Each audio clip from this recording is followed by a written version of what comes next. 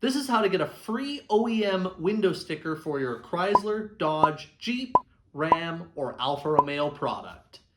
Very simple, you're going to scroll down to the video description and you're going to copy and paste this link that you see right here.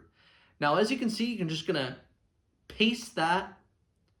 Now, as you can see, you're just going to paste that in your web browser, and the last 17 digits as shown in my VIN number here, you're just going to copy and paste your VIN, put it in, hit enter, and boom. And just like that, you've got a free OEM window sticker for your vehicle. That is my straight to the point how to obtain your window sticker for any of those Stellantis brands.